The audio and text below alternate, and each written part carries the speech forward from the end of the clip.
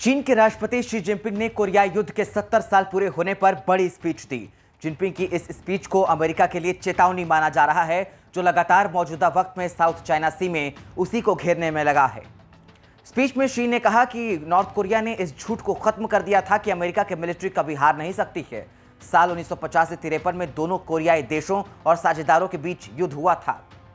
Xi Jinping ने याद दिलाया कि कैसे चीनी मिलिट्री ने उत्तर कोरिया के साथ मिलकर सबूत दिया था कि वो दुश्मनों को मुंहतोड़ जवाब दे सकती है। 70 साल पहले हुआ ये युद्ध दुनिया का इकलौता युद्ध है जिसमें चीनी सेनाएं अमेरिका और उसके साथी देशों के खिलाफ लड़ी थीं। यह युद्ध था कोरियाई युद्ध। उत्तर कोरिया और साउथ कोरिया का नाम सुनते ही कई सवाल दिमाग में आते हैं। ये दोनों देशों का इतिहास क्या है? कहीं कोई युद्ध तो नहीं हुआ था? दरअसल बात साल 1950 की है, जब एक युद्ध हुआ था जिसके बाद कोरिया दो भागों में बट गया था। ये लड़ाई 3 साल तक चली थी। लाखों लोगों की जान गई। इस युद्ध में जापान, अमेरिका, रूस और चीन सभी शामिल थे। इस कोरियन युद्ध की चिंगारी दूसरे वर्ल्ड वॉर के समय से ही भड़क गई थी। जब कोरिया पर जापान कब्जा करने के बाद अमेरिका से पंगा ले रहा था, तभी रूस ने भी जापान पर हमला कर दिया। उसकी कमर तोड़ने का इरादा रूस ने कर लिया था। जापान के हारते ही दूसरा विश्व युद्ध खत्म हुआ और अमेरिका रूस ने कोरिया के एक एक हिस्से में कब्जा कर लिया। दक्षिणी कोरिया पर अमेरिका ने तो उत्तरी कोरिया पर रूस ने अपना दम दिखाना शुरू कर दिया। बात वहीं से और बिगड़ी और कोरिया पर अमेरिका रूस का राज कोरिया के नेताओं और लोगों को पसंद नहीं आया। जगह जगह विरोध प्रदर्शन होने लगे, चुनावों की मांग की गई, लेकिन कोरिया के दक्षिणी हिस्से में अमेरिका के समर्थन वाली सरकार सत्ता में आ गई। तो उत्तरी यानी नॉर्थ कोरिया पर रूस और चीन के समर्थन वाले लोग सत्ता में आए। कोरिया के दोनों हिस्सों में अलग अलग विचारधाराओं वाली सरकारें बनी। इसे एक बड़े तूफान के आने से पहले की खामोशी माना जाने लगा। हुआ भी कुछ ऐसा ही। दोनों एक दूसरे के सामने आ खड़े हुए। धीरे धीरे हुई छोटी छोटी झड़पें युद्ध में बदल गईं। चीन और रूस के दम पर उत्तर कोरिया ने 1950 में दक्षिण कोरिया पर ताबड़तोड़ हमले किए। कुछ ही दिनों में दक्षिण कोरिया का एक बड़ा हिस्सा उत्तर कोरिया के कब्जे में आ गया। लगने लगा था कि उत्तर कोरिया ज्यादा दिनों तक टिक नहीं सकेगा, घुटने टेक देगा, लेकिन अमेरिका संयुक्त राष्ट्र सुरक्षा परिषद की सहमति लेकर दक्षिण कोरिया की मदद करने के लिए अपने सैनिकों को दक्षिण कोरिया में उतार दिया।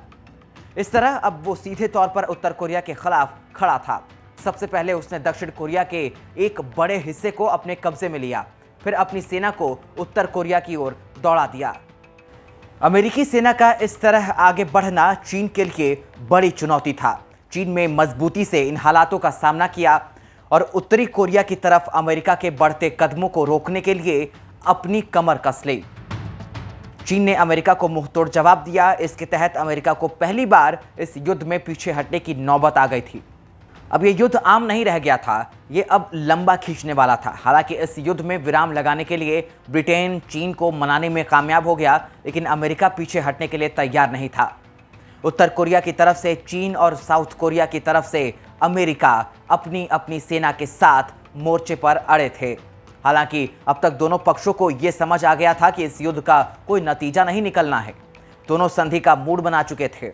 लेकिन तभी 1953 में स्टालिन की मौत के बाद अचानक सब कुछ बदल गया। रूस की नई सरकार अब इस युद्ध को खत्म करना चाहती थी। रूस के रुख को देखकर चीन ने भी नरमी दिखाई। उसने अमेरिका के साथ युद्ध विराम समझौते पर सहमति की। संधि के मुताबिक दोनों देशों के बीच सैनिकों की अदला बदली की गई। युद्ध में बंदी बनाए गए लोगों को रिहा किया गया। जिनपिंग ने कोरियाई युद्ध में चीनी मिलिट्री की गौरव गाथा को याद करते हुए स्पीच में कहा कि भयानक युद्ध के बाद चीनी और नॉर्थ कोरिया के सैनिकों ने अपने विपक्षियों को हराया था और अमेरिकी मिलिट्री के अजय रहने के मिथ को खत्म कर दिया था।